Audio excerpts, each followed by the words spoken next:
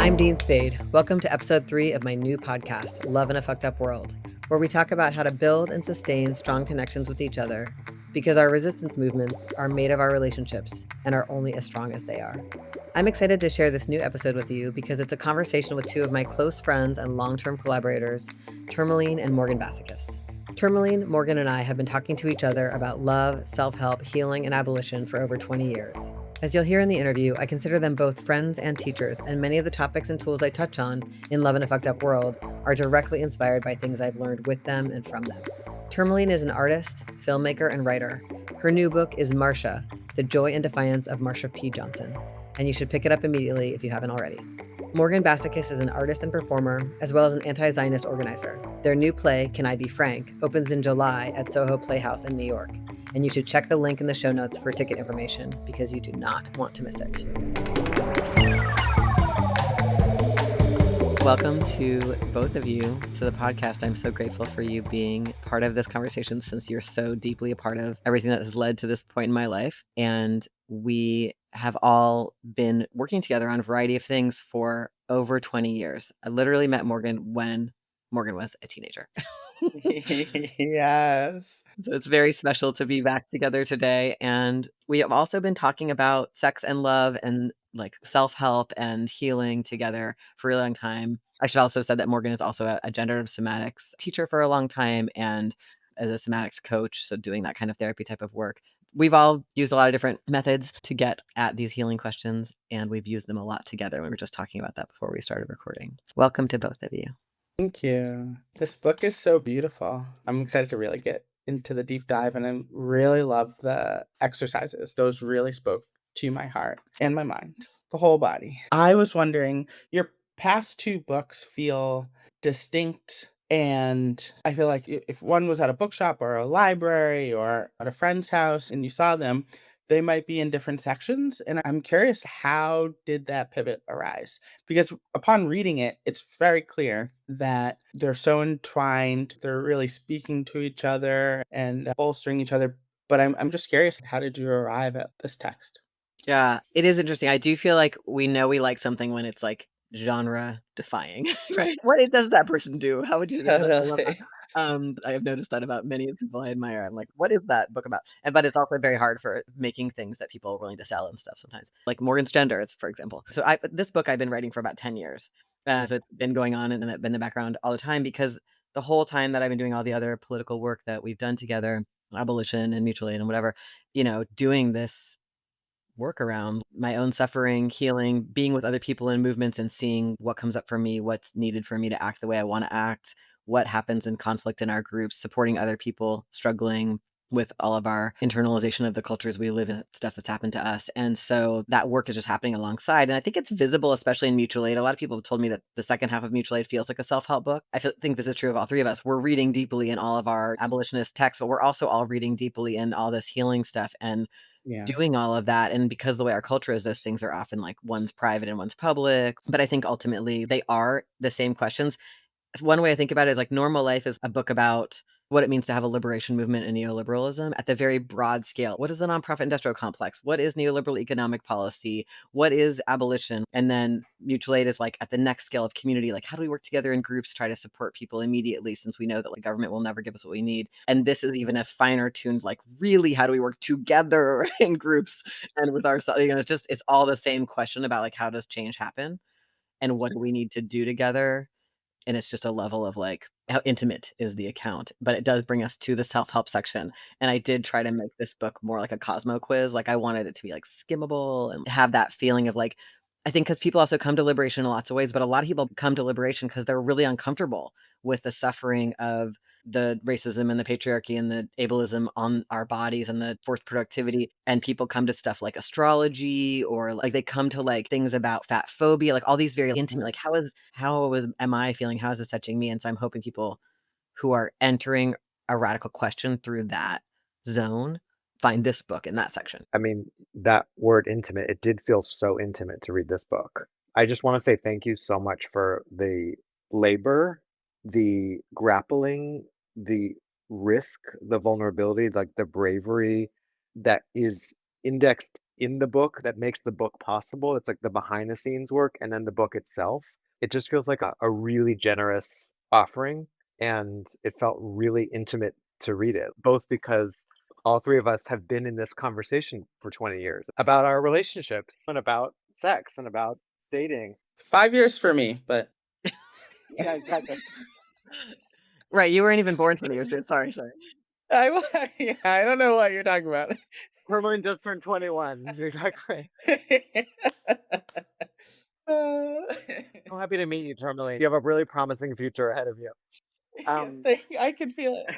You talk a lot about this, like, binary between, like, good people and bad people that we've internalized, and that so much of our abolitionist work is to disentangle, and I feel like you dropped that down to a much deeper level. We've all been saying that for many years. No such thing as good and bad people, and you really invite us to have deep compassion with ourselves and all the parts of ourselves, and I think you did this with your other books too, like, you're distilling all the things you've been learning, grappling with, and making a meal for us, so, yeah, just wanted to say thank you for that. Thanks for saying that. It really means a lot to me. I've been very anxious about this project most of the time I've been working on it. Who am I to share any of this kind of stuff? I'm just like working over here, making mistakes, struggling like everybody. So it's like scary to put it out there. And it means a lot to me to have people who are literally my central teachers read it. I guess one thing that I think is just a deep tension in the book and with also our conversations as sex positive, queer, radical, anti violence organizers is like this feeling like sex and romance are the most dangerous things in our society. This is what people kill each other over most. My friend was just doing a poetry workshop in the prisons and talking about how everybody that they're there within the women's prison is like in prison for love. And when they said that felt so real to me. And it's really a dangerous terrain that could make us want to have a really arm's length and also makes talking about it like it's scary to talk about it lightly. Like of course I'm afraid people will use things in the book to weaponize against each other, or I'm afraid that the language could be used by people who are actually really abusing and harming each other. Or there was a question that came up with some readers, like when I'm talking about these dynamics between people, when is it abuse versus like how should the book handle the fact that some of this goes to the level of abuse and some of it's just dynamics, like heavy stuff is in the room. And then also, how do we balance that with like our queer pro sex desire is the front edge of creativity and that set of knowledges and wisdoms and technologies from our queer lives. And I'm just curious to hear you all talk about that because I think we all three really know both sides of that coin intimately. Yeah. I remember, like, right after we were all doing Critical Resistance 10 in the Bay, I went to Song's 10-year anniversary, Southerners on New Ground, and they had a bunch of really beautiful workshops, and one was about sites of oppression as also being sites of liberation and freedom. It's like the body, our sexuality. And so I feel like one of the things that you do really powerfully in the book is hold both. Maybe it's your Gemini brilliance, but it is your great capacity to say, yes, these are places of capture and violence. And also, it's chironic, right? It's like the wound also is the place of teaching and healing. And so, that to me is a major takeaway, that pivot in the book. And one of the exercises that I thought really helped pivot was what else is true? Because what I feel like a big takeaway from that is you're not saying these things aren't happening, right? Your approach and the book's approach to pivoting is to not pretend that this thing that is like hurtful or deeply upsetting is not happening, but you're also supporting the person doing the exercise to also help pivot to like a broader awareness of how this action might be contained in a set of dynamics or how we might not know what's going on for the person. I think that's a really beautiful offering and a gift. And so I think going back to so many of us have experienced violence and capture, it's like your capacity to pivot, just like with songs, to like, yes, it's a place of violence. And how do we pivot to the possibility of freedom in the same topic?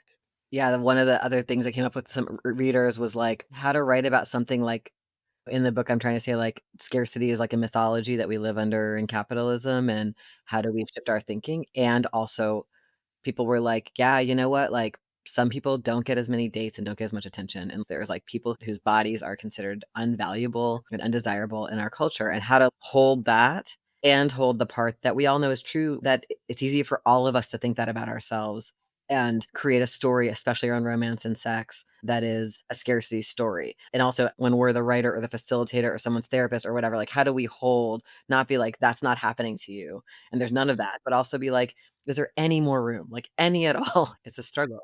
I remember I had a really good conversation in the lead up to Critical Resistance 10 with Kai Lumumba Barrow, who was helping me think through this moment where I was talking a lot about what the police were doing to us and a deep emphasis on us being the object of someone else's verb, right? Like the police are the subject, what they're doing is the verb, and we are the object. And she gently encouraged me to ask the same question. What are we doing? Like, how are we verbing? And even if it's as simple as we are navigating, we are dealing with, we are figuring out how to make a way. I think that your book is really doing that as well. Morgan, I'm curious to hear your thoughts. Well, I'm having all these memories of conversations that I've had with you over the years, and I'm thinking about, like, a New Year's Eve party I had in San Francisco so many years ago, and I just remember I was feeling anxious about a person I was dating who was at the party, and I was feeling insecure and maybe jealous, and I remember you wrote down something on a little piece of paper for me of, like, "I am safe," and it was almost like a spell. It was aspirational, and I can just think of so many moments that are not major moments. They're just, like, normal everyday moments of feelings and you being both of you actually being like, let's be with each other and try to have compassion because the first thing that comes up for us is I'm bad. I'm bad for having these feelings. I'm broken for having these feelings. I'm beyond repair. And the fact that these feelings are in contradiction to my politics means I'm fundamentally worthless, fraudulent. That's what comes up. And we who join social justice movements and resistance movements often will beat the shit out of ourselves with the politics Mm-hmm. and with the aspirations, and we will beat the shit out of ourselves and sometimes each other. And I feel like in this book, you're pointing towards small moments instead of romanticizing and fetishizing the big moments. You're saying, let's actually acknowledge that these skills and these muscles can happen all day long, all the time. And we know this from abolitionist work that, like, we have to rebuild the muscles that the state and that the structures of oppression have de-skilled us from.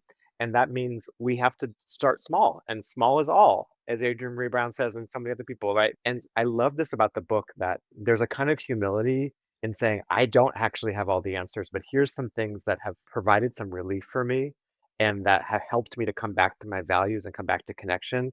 And I love that you're constantly going between romantic, friend, and organizing situations and saying, Yeah. what happens when someone asks you to do something? Do you feel obligated to do it? Like noticing the small stuff. And I find that to be so empowering and so agency inducing because you're not having us freeze with the big questions and being like, oh, can you answer all the big questions? It's like, oh no, I have some of the information, but not all of it. And let's keep building this together one little step at a time. So yeah, I think that a lot of people, I imagine, will take solace that this is not like, I'm trying to cure you or fix you, or this is a silver bullet, but no, this is to have in your knapsack for when things get rough. Yeah. It's also for me a lot about hoping that if enough people read it in our movement subcultures, then because the main thing that the redirected is always from our friends. It's always, hey, I don't know if that person's really your enemy, or other people help us do the what else is true exercise. You know what? A lot of other people don't think that about you. Yes. I don't think everyone's saying that. I think just one person in the meeting said that, just helping us to be like, "Oh, no, I have more support than I think. Less people are mad at me than I think, or I'm less wronged than I think, or I'm more loved than I think." And one of those things is that thing you just said, Morgan, my feelings aren't bad. Morgan and I recently were in the same city when I was having a really hard time with jealousy. And jealousy has so many arrows. There's the initial feeling that I think is like a very young part that's, am I okay? Am I going to lose a connection that for some reason right now I believe my safety and well-being relies on, even though of course my safety and well-being is in a much broader container with many other people. In that moment, it seems really narrows down, right? And then there's the, it's so ugly to feel this way and have these unfair thoughts that I know are unfair about somebody else. It's so heartbreaking to feel unkind. And then there's a political level, like, I want these kinds of liberation. I don't want to be a hypocrite. I also want to be able to be as promiscuous as I want to be. So why am I now having all these things about somebody else's sexual expression or romantic expression or whatever? And the kind of like, these feelings aren't okay with who I say I am. And Yeah. as usual, Morgan was just loving towards me and seeing me as the whole broader person beyond this one moment of emotional activation. in which I'm actually not doing anything wrong. I'm not harming anyone. I'm just feeling bad. And I think like with the jealousy, the difference between having a really hard feeling, which could include untrue, unkind thoughts, and throwing your screaming baby at someone else and doing something uncool, like violating their privacy or criticizing them unfairly or something like that. Like noticing, oh, look, I didn't do the worst thing I could do with this really hard feeling. This is actually a moment of living my values, not of not living my values, you know? Anyway, I bring up jealousy also because I've had several experiences lately where people have said to me, we've been in some kind of conversation about this book, and they've been like, "Dean Spade has jealousy?" And I was like, "I hope it's helpful for people to hear that somebody who write a self-help book, yeah, Yeah. has all the same complicated, difficult experiences that many people have, and that it's not about getting rid of feelings, it's about choosing action and, like, being forgiving and gentle." It feels like jealousy is one of those ones that we really misunderstand and think is, like, has to be eradicated, you know? Yeah, and giving yourself a break, which I thought with the pendulum, like, the pendulums were so helpful for me. It's like, I had a strong negative feeling, so someone else is bad. I had a strong negative feeling, so I'm bad. I've so often felt that pendulum swing, right?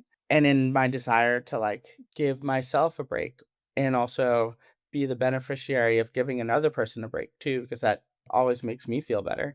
I keep coming back to like the what else is true because that really encourages giving the break, like giving the benefit of the doubt to yourself and other people. That pendulum idea comes directly from the hand of Morgan Bassichis. No surprise. We were at, I think, the US Social Forum in Atlanta in 2007, maybe. I think that was where this workshop was, and Morgan was drawing the pendulum, and also Morgan has a beautiful handwriting and a beautiful drawing, so I can literally visualize it in my head, and the pendulum, one side was punishment of people we believed had done something wrong, and the other side was minimization of harm, and in the middle was accountability, and it was, like, the most visual learning for me about this very important abolitionist idea that we're trying to get away from either telling people that nothing happened to them or going out and getting the person who did it and putting them in a cage. That's obviously the societal piece, that those are the only 2 places, but also inside ourselves. If the person isn't hunted down, then it must not have happened to me, is the kind of feelingscape. And anyway, Morgan's just a very brilliant teacher and facilitator, and that idea of that pendulum stayed with me forever. And then KUAV, where Morgan used to work, Communities United Against Violence, put out these beautiful images that include the pendulums that I still use. Just the idea of finding a middle place. And when we were designing the book, there was a moment where the designers turned it into a meter, like if you imagine like an electricity meter or like a meter on a stereo. And I was like, no, it is not an arrow that points to one place, because the feeling is we're just constantly swinging. I'm the worst person. I'm the best person. The one I've been thinking about a lot lately is the one you were just saying, Tourmaline. It's the same idea, like externalizing it on somebody else. I feel bad. I'm reading you, or I feel bad, I'm the worst, like, just being incapable of holding the complexity, which is just it just feels also like regression. It's just like I'm going into a scared little kid place. I'm seeing everything is one way or the other, binary thinking. But yeah, thank you, Morgan, for the pendulum model. And totally developing in this collective grappling of all the people who were involved in KUAV at that moment and the abolitionist movement. And it's about we get to be human. Perfection is a myth, and it's a really damaging myth. It robs us of our lives, and it robs us of intimacy with each other. And I even hear it like, oh, I just felt it, but I didn't act it. There's almost a little bit of having to be perfect in that too. It's like, so you acted from it because you're a human being, and we Yeah. act from things, and we Yeah. do things we wish we hadn't done. And I think what your book is giving us is like, oh yeah, as we take the air out of the I'm the only one who does this, we're like, no, this is what we do as human beings. Then we're able to sort of befriend it and it starts to move.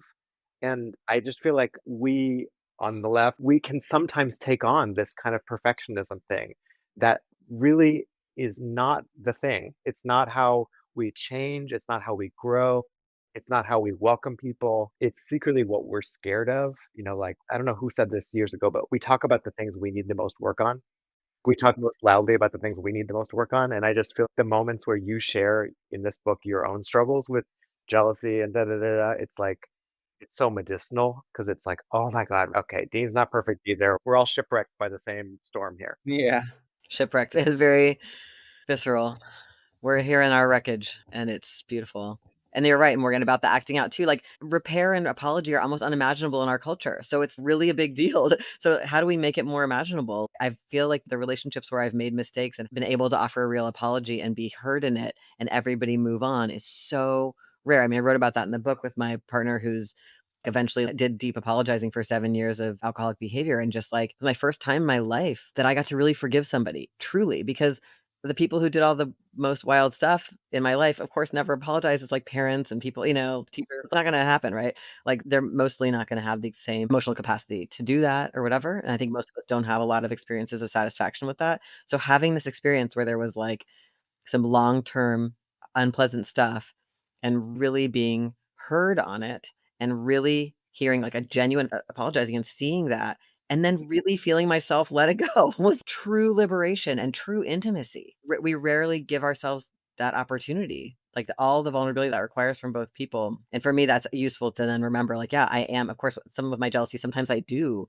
say something that's like unkind or I like disappear because I am like, oh my God, I'm not fit for yeah, I often have this feeling like I'm not fit for, like, human consumption, like, I shouldn't text because whatever I say will be weird, so now I'm, like, not engaging, whatever. It is coming out even with my attempts to be tender towards myself. There's sharp edges or my tone is barbed and I didn't want it to be, and, like, especially if I'm willing to know that happens, that's also less hurtful to people. I think harm is really harmful when it's denied, and it's, like, a lot less harmful when it's recognized, when it's accompanied. Yeah.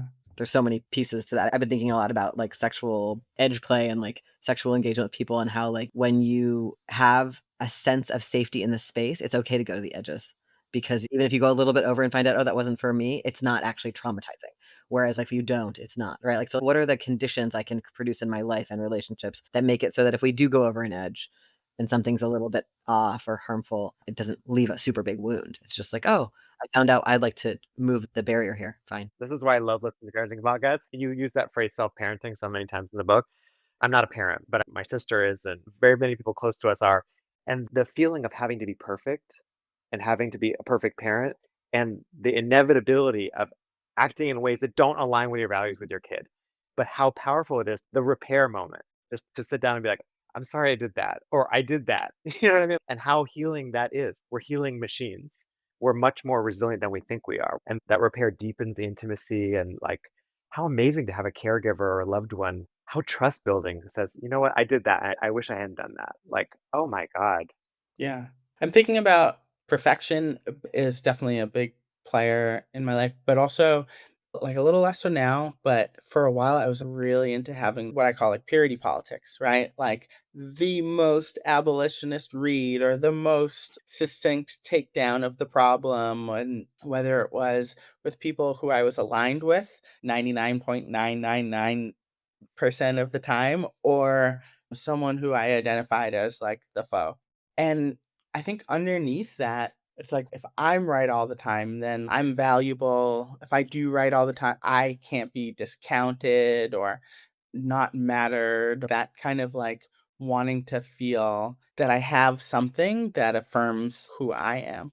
And it's interesting to just also, I think I learned this from both of you. Just like put your arm around the shoulder of both like the little Tourmaline who's like, I'm right and you're wrong. And also put your arm around that feeling of like hurt, you know? I think at first it feels counterintuitive. Like if you give yourself a break or give another person a break, that means that you're saying like what you did is okay and like you don't have to ever be accountable for it. But actually it's the opposite. At least how I have experienced it is you are cultivating a capacity to do what you just did, Morgan, right? Demonstrate how wonderful it is to not have to be right all the time and also to be in that place of repair. How wonderful it is to model that for little ones and also bigger ones. And I'm curious, Dean, through writing the book, have you found more ways that people are approaching deprogramming that need to go with the pendulum of either I'm the worst in the world or you're the worst in the world?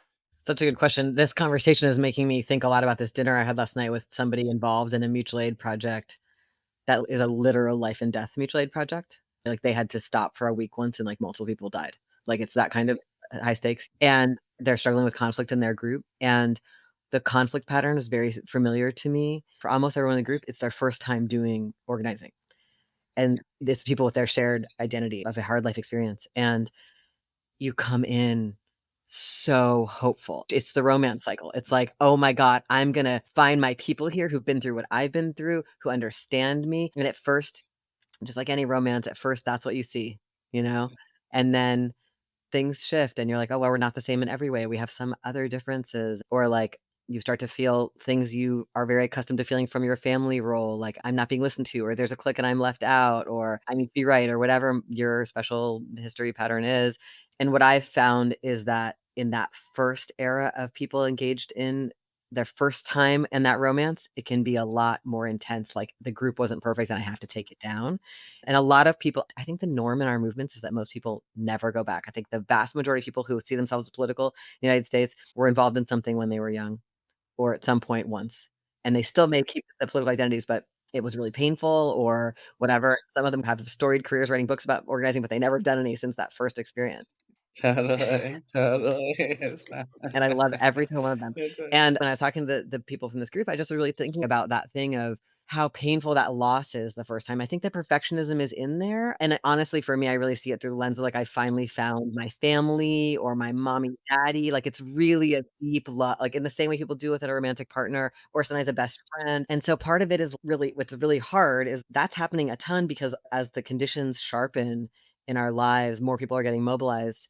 And so there's just a lot of cycles of that happening, and that's really painful because it leaves a lot of wreckage, and it's natural and understandable, and we need more people around those people to bring them back to the group after they've left and tried to dox everybody or whatever nonsense they've been engaged in, and be like, "What would it mean to repair now so you still get to do this work? Are we gonna break this into 2 or 3 groups that will all do this work in different cool ways around the different experiments we each imagine?" I think the level of just really not needing stuff to be perfect that just comes sometimes with experience. I mean, it's not necessarily that, but it often seems related to just, "Oh, wow, the part 2 where you join a group and you have that group on a pedestal and you think they should deliver this all correctly, and you're not noticing that they're incredibly scrappy and nobody knows what they're doing, and everyone's, like, doing this at night and unpaid, and so, of course, it's not surprising that they left out a bunch of things or people or this part was too rushed, or it's like people expect, like, a concierge experience engaging with this because of a beautiful hope, you know what I mean? But I think it's also a deep disempowerment. Instead of being like, "Oh, how can I help make it better?" It's like, "Why wasn't it this way already?" yeah.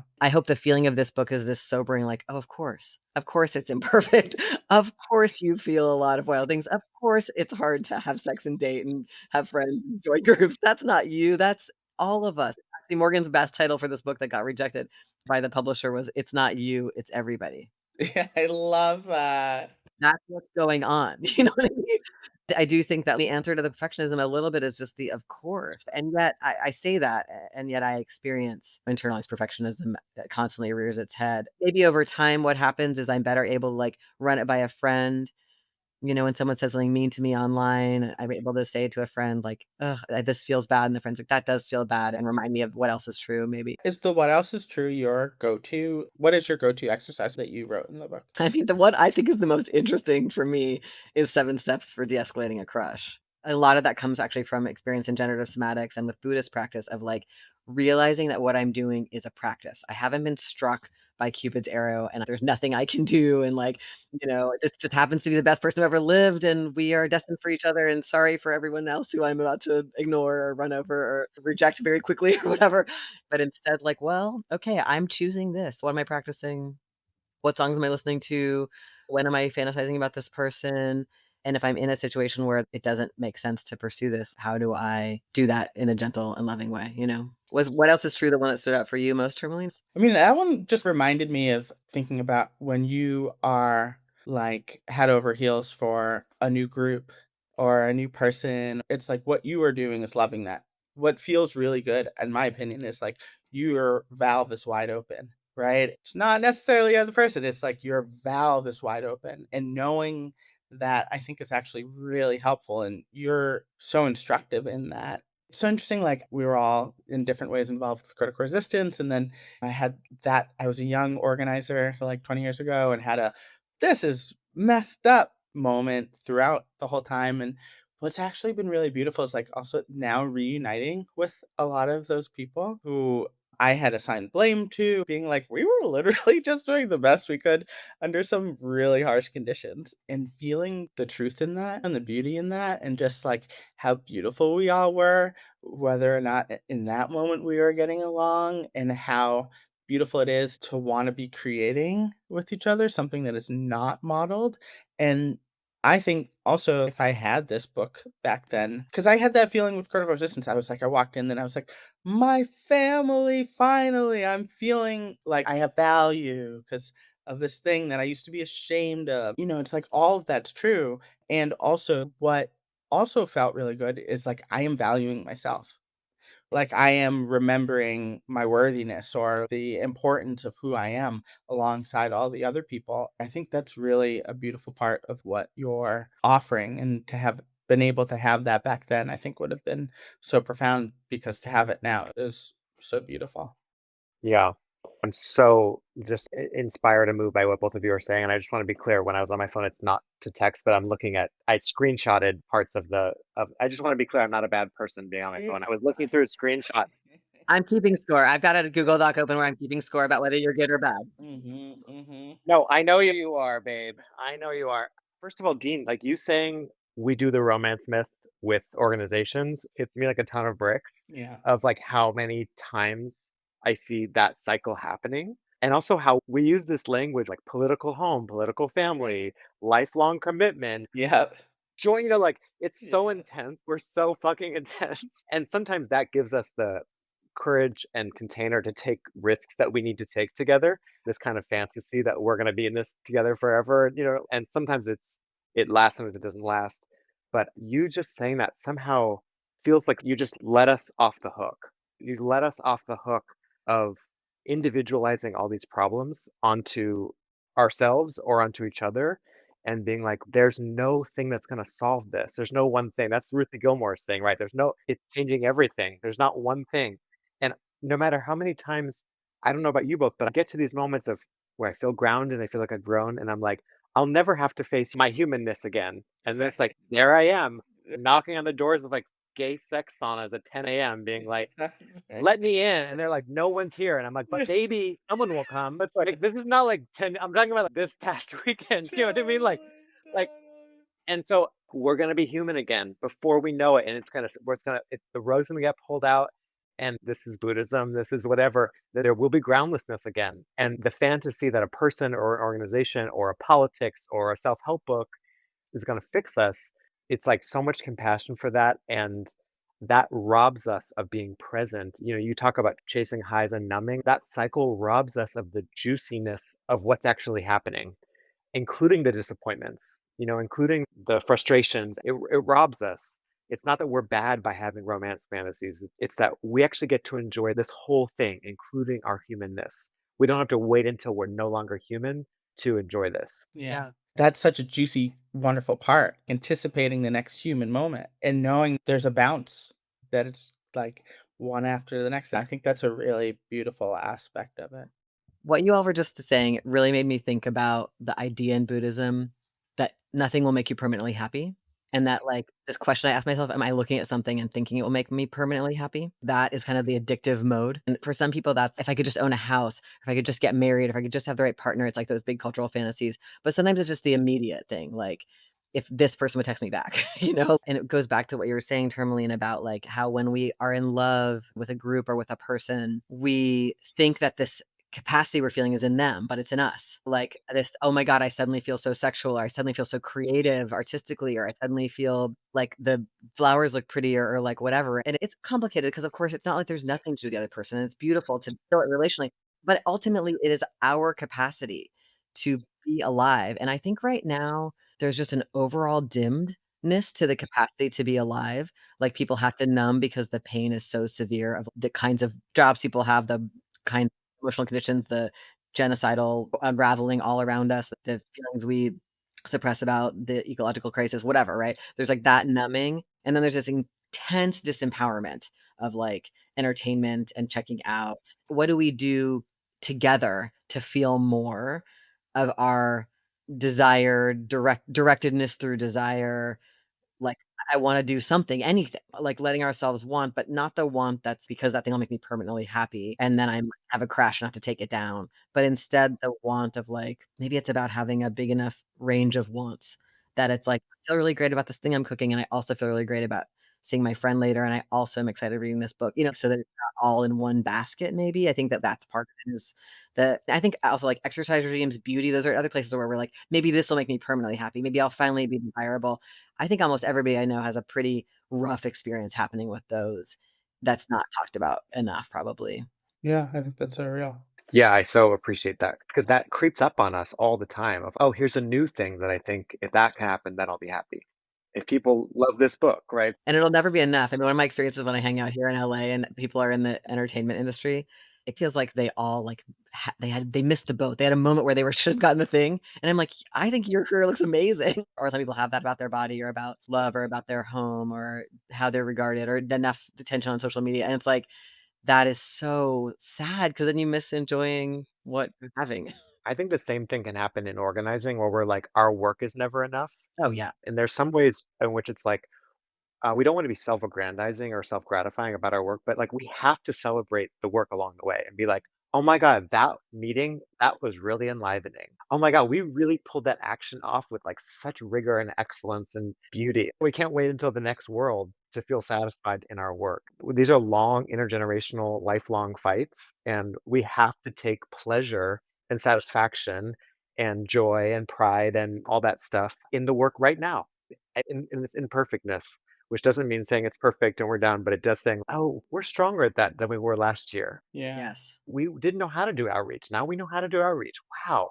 And that builds our self-esteem to be able to then take more risks and develop new muscles instead of constantly being like, "You guys, our actions are still too small." It's like that negative self-talk that you're talking about. It's like we have to self-parent our own organizing too. Yeah. Yeah, I think about that a lot too. Like, do y'all remember when Major was talking about the cold drink of water? Yeah. She's talking about, can you find the pleasure, like the physical pleasure, and just having like a cold drink of water? And it did something inside my mind where it is exactly like what you're saying, Morgan, is like, why withhold a feeling of pleasure for another time when X set of circumstances are accomplished if we can calibrate to it right now, which also means like being able to sync up with better timing, which also means being able to like have some more clarity about what to do next. And I think that goes right back to the like, how open is my valve and why? The questions that you ask really well, Dean. It's so beautiful. A part of me is like, should we have a conversation about where we are each what is the growing edge of your relationship to pleasure, to acknowledging what is beautiful right now despite the kind of impossible conditions under which we are operating? Yeah, let's do a go around. Let's do it. Who wants to start? Will you start us, Tourmaline? I think it's you. Yeah, sure. Okay. The question is, what is our growing edge around that? Or what do you want? What do you want is part of what I want you to ask. I also want to hear the affirmative of what it's gonna be like next What do I want in the world? Or what do I want in my life? Or in terms of your relationship to pleasure and yeah, totally. Okay. Started developing this practice because of Morgan, of which leads back to you in the exercise that we were doing. But Morgan sent me this audio, like the 5 things to do every day, a long time ago. I don't know if you remember that. I think you sent me that. No, I sent it to you back. You initially sent it to me, and then I sent it to you back.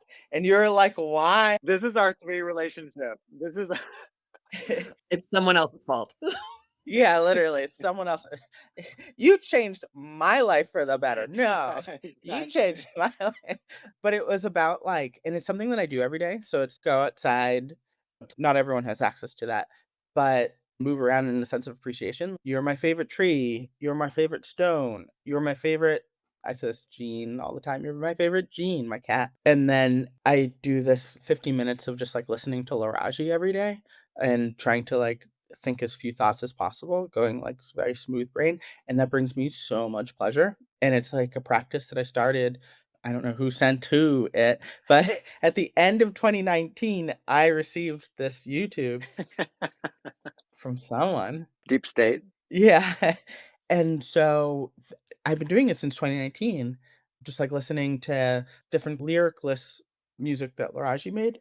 Laraji is just this really beautiful musician who also does laughter meditation. And it really puts me in such a deep, like receptive zonked out in a beautiful way state, feeling really good and at ease. And so that's a practice that I do every day that brings me like immediate pleasure, along with the "You're my favorite," like, "You're my favorite so and so. You kept me up all night, but you're still my favorite so and so," and really meaning it. It's, like, not about the words, but it's about cultivating your capacity to find pleasure in the moment is what that practice is about. So those are 2 things that I do that bring me immediate pleasure, and also, I think I started doing them because even when I wasn't doing the kind of like purity politics thing, right? Like, you're forgetting about so and so in your critique or in your organizing or whatever. I was still, and I find myself like it's a well worn pathway in my mind and easily accessible radio station, right? To receive of like critique, right? And like tear down. And this isn't good enough. And I feel like I really get where it comes from. And it's got me very far and really I benefited from it in so many ways. And at the same time, when that radio station is playing, the pleasurable one isn't. And it offers me a wonderful reminder of like, why wait for the perfect person or the perfect da da da da da da da in order to allow myself a level of clarity that actually feels really good. So yeah, anyway, those are two that are like super pleasure filled that I do. I love hearing this. And I do feel like that's part of this book and part of what we all do for each other is just remind each other of these really basic things over and over again and just like pass back the same kind of basic wisdom. What's live for me these days in terms of wanting is a relationship, like a romantic relationship. And I say it just to try to get myself like live, like to the part that's, I don't know, sore or something right now or aching, where the ache is now. And there's been times in my life where that ache is more manifests in like work things. I'm like, oh my God, why don't I have more? Why aren't I producing more, having big opportunities to do more? And the ache softens over there and then just reappears somewhere else. And right now, that is in the domain of I'm ready for a relationship. I want a relationship. And then I'm going about it all wrong. I need to forget about it. I need to have a good attitude. I need to, what's the prescription for myself that is not welcoming it into my life? And then your book was really helpful to be like, what's the fantasy that I think that will make possible? And in some ways, it's like somebody who'll tell me to go to bed early and like somebody who'll tell me how to feed myself. You already have me more. I'm already yours. My story is going to you, Dean, which is that I'm like, literally, Dean has taught me how to cook. I was even going to tell you, I was like, I made lentil soup today. Beautiful. But the reality is also I made the lentil soup. You know what I mean? Yeah. Like I did that. And Yeah. I also oh wait, you see this like for the radio listeners, my screen just exploded into fireworks. I don't know what just happened. I think it's a Normally. hand gesture I think thing. it yeah, I think it's my Judaism. Yeah, I think it's somehow Yeah. That was amazing. Lentil soup. It was perfect tennis. But I think that's maybe on point too. That the miracle. I do still want a relationship. I do still want to like have that intersection of emotional and sexual intimacy. And I don't have to wait to put myself to bed earlier. And I don't have to wait to feed myself. And I don't have to wait to feel loved. I'm incredibly loved. So it's both at the same time. Yeah. I love that. This conversation also makes me think I think one of my growing edges around pleasure is that I have actually a very fundamental belief that I'm working on releasing over time that my sexuality harms others. I think that probably a lot of queer people have this. And it comes up where like I'm hyper vigilant about whether the ways I'm flirting or going on dates or something is inconveniencing anyone anywhere. And the people who are in the mix with me are like, it's not, it's good. And it's really great because I can just check in too and be like, I'll think, have I been sneaky about this thing? And no, we all agreed to that. It was, like I just need to be reminded that I'm not doing something awful that I'm not doing. So that's probably one of my cutting edges. And the other thing that your visits to your backyard made me think about was I'm having an overall experience, especially over the last, I think since 2018, when I started reading this guy, Jem Bendel's work on societal collapse. I've been having a really big digestion of kind of the state that I believe the world is in. And it's a deep contemplation of my own death. And it has produced like immense appreciation for being alive in a human body. And one of the ways I experience this actually is I often go on meditation retreats to this place in the desert. And I just will walk around the desert and the sand sparkles, which is just like so wild. I mean, that is what sand does all over the world, but it's like why am I in this body that was like made to perceive this beauty? Like I evolved from the earth and I was like made to perceive this beauty and I'm perceiving it. Yeah. And like you said earlier, we're healing machines, Morgan. We are also pleasure machines, which is intense in an anti-pleasure culture in which I took in a lot of anti-pleasure messaging to survive.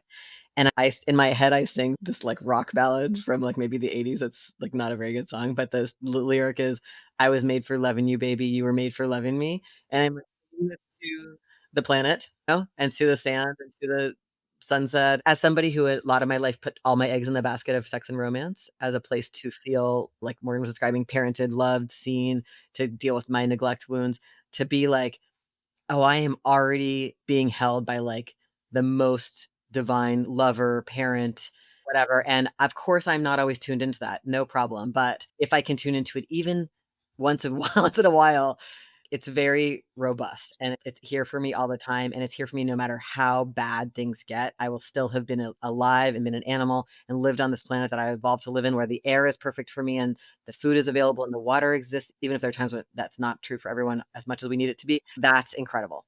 And that for me is a kind of pleasure that's about ordinariness. And it's also more neutral than the kinds of pleasure seeking I have when I'm like looking to get high by being like, am I attractive enough? And do people love me enough? Do I have enough attention or money or whatever the things are that we are asked to like get hooked on? And that has been that's a new experience for me that maybe is a kind of like self-love that wasn't available before. It reminds me of that Joanna Macy title of her book, World as Love or World as Self. And you've actually been showing us how to do this for years. I remember you wrote some article like a million years ago about like looking at people at the train, like imagining how someone who loves them sees them. Yeah, I remember that. From Make Scene, what was that from? Yeah, that was this article I wrote about polyamory, and it was actually a letter I wrote to a person I was trying to convince to try this with me that I turned into. You might remember this person, everybody. God bless them. Didn't turn out good. And then I turned it into an essay, and it was a big inspiration for this book because it's, even though it's like the only thing I ever wrote like that just was kind of like that interpersonal polyamory stuff. It was the most read thing I ever wrote, and people translate it to all these other languages, and people like Yeah. quote it when they introduce me, even though I think it's from 2004 or something. People really wanted to hear that. I think that piece around fundamentally treating our friends like lovers and our lovers like friends, and that thing about trying to see each other as you would see somebody if you were in love with them or if they were your child. Like we all need to do that in movement conflict so badly. And when you talk to movement elders, I feel like they always ask us, like, they also want to know, are you dating anybody? They want to talk about sex too. Yeah. Like I know our JVP elders are like so excited to hear about our sex and dating lives because they matter. Like they matter. They're part of why we're here. I've heard from none of my movement elders that sex and dating is not important and that pleasure is not important. And I feel like this book is also helping us integrate that this is not just a domain we have to be perfect in or improve in, but this is a domain we get to have. We get to have it and we get to grow and we get to be human. We get to do this. We don't have to do this. Just there's like an entire society designed to try to lock it down. Like we have all these wild, beautiful ways we want to connect with others. And it's like, get married. Other people's sexuality is a threat to you. Do it correctly. A deep internalization of it's wrong the way I want to do it. And so it's huge to be like, oh no, this belongs here. And it is wild and unpredictable and interesting and has strong sensations. And I'm not alone for having that. And like choosing to try to move it away from a locked down approach is a part of my liberation. That's not just like a personal thing. It's like, it's part of our collective liberation. Yeah, that's what I was gonna say. Because the first question I asked you was like, how does this relate to your other two books? You write about practice, right? It's at the heart of the practice is this book and how we are relating to ourselves and each other that allows for the scale up to a mutual aid, that allows for a scale up to a larger liberation movement. It's very prefigurative in that way. There's a thing where I think it's been pretty normal in our movement spaces that we've three shared for the last 25 years to say like, oh yeah, the meeting should be more fun. We should make this irresistible. Like that's a common thing. But I think the next level of that is like admitting that we want people to join groups because they will find people to fuck and be friends with and who will visit them in the hospital when they're sick and to talk to when their dog dies and to Yeah. house sit their apartment and to give them a ride. Like people are very fatally alone right now in a lot of ways, either because they don't have enough connections at all or because they're connected to people who don't share their views. Like I encounter so many people who don't have a single friend or family member who believes the radical awesome stuff they believe, and that's not okay kind of loneliness. Like you need the people you fuck to sometimes also be people who share that stuff with you, or people you make art with, or whatever it is. There needs to be more of those overlaps, and people have been convinced they can live without it or that they can't find it. And so it's okay if we join movements to get our personal needs met, not at the exclusion of everyone else, not to the point where I'm like, I'm emotionally activated and everyone in the group has to stop everything. But there's just that thing of like, I see this all the time. People are so professionalized in their unpaid activism. They're like, oh, this needs to operate like a nonprofit. All that matters is how many meals we got out or how good our social media looked or whether we're winning this popularity contest. And it's like, what goes on in here makes the rest of it.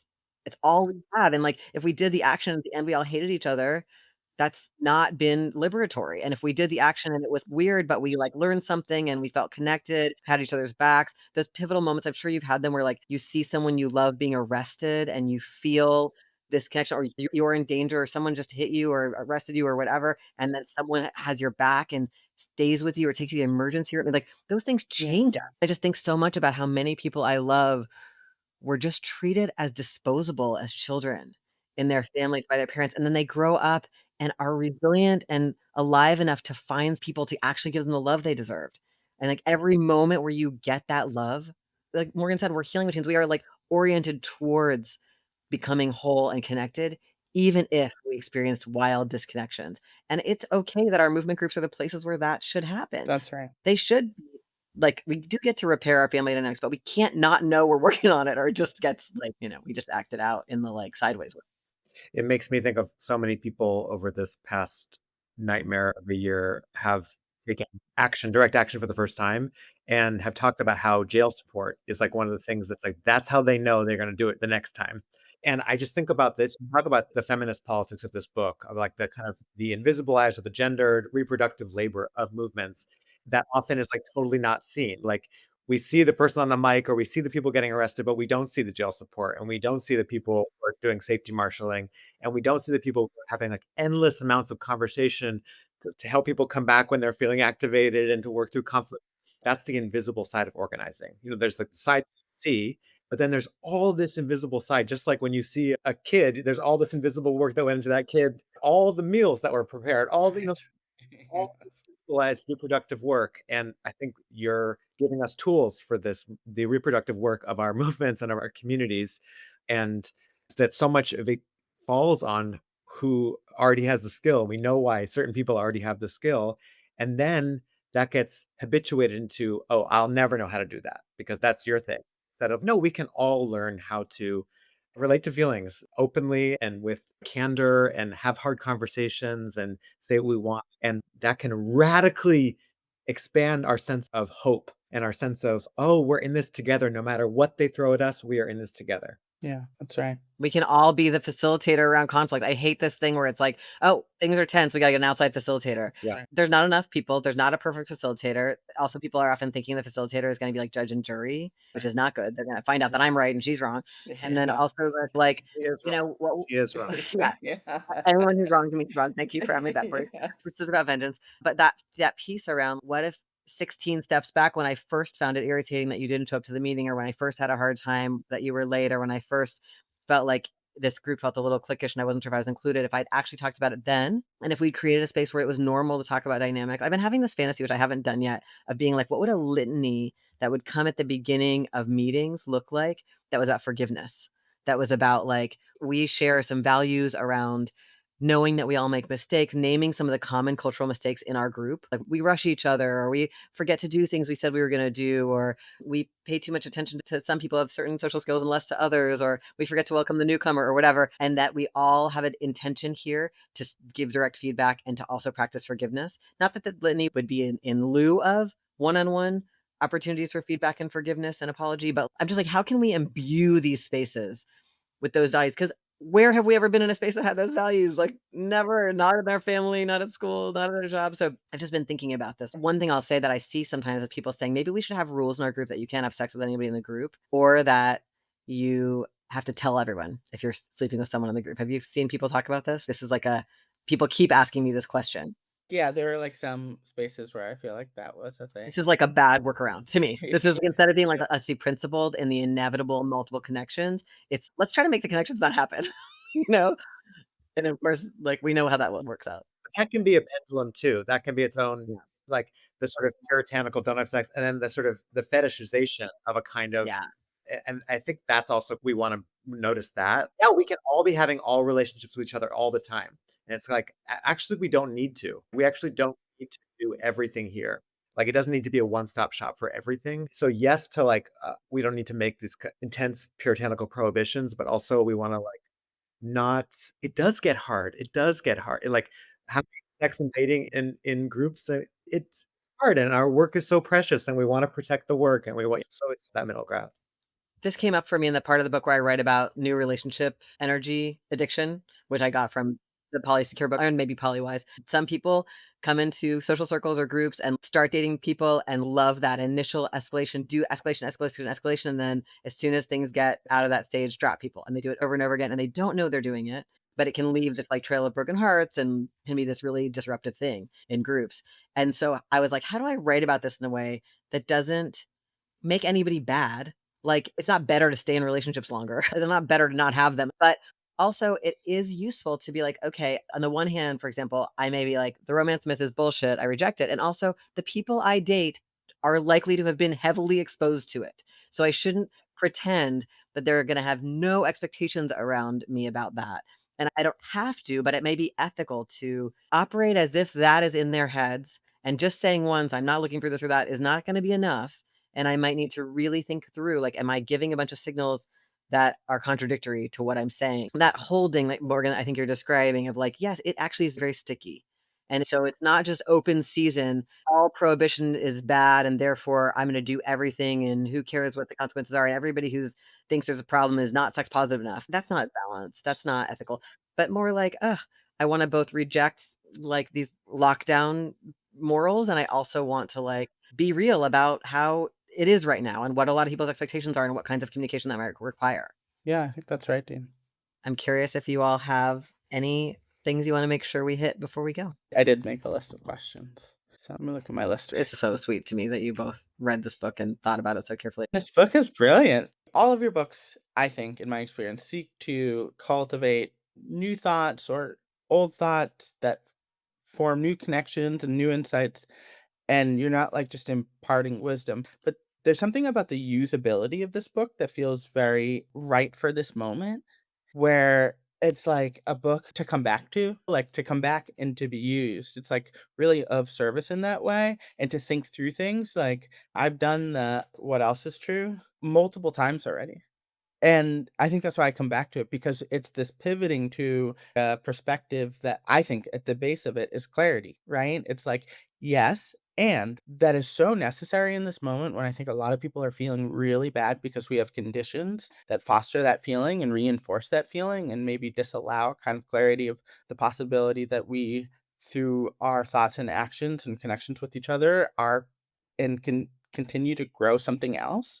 And so it's like a practice. It lends itself to that practice in a way that I feel like your other two books really changed how I was understanding and seeing and knowing the world. In this book, it's like a culmination. It's like a ongoing culmination to my interior condition, right? Which is why I make art, because I seek to affect my interior condition, like how I feel, and hopefully someone else connects to that. And to me, this book really speaks to me on that level. Thank you, Tourmaline. Yeah, no, for real. Yeah, such a deep yes to everything you just said, Tourmaline. And thank you, Dean, for doing this work with and for us. Can I read you a couple sentences from your conclusion? Because I feel like this is so powerful, what you say. I ask myself, how do I want to be in these times? And I think that sentence, it's almost like you can skip over the want, and we can think that's how should I be? But you say, how do I want to be in these times? And you say again and again, the answer I come to is that I want to face up to these tragedies with an open and loving heart. I want to be part of collective efforts to care for others and stop as much destruction as possible.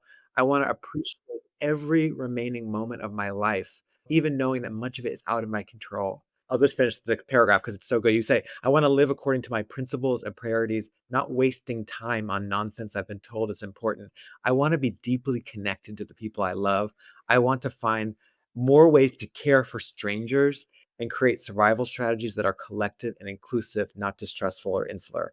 And I just really appreciate you keeping us grounded in that North Star, that compass of like, How do I want to be in these hard times?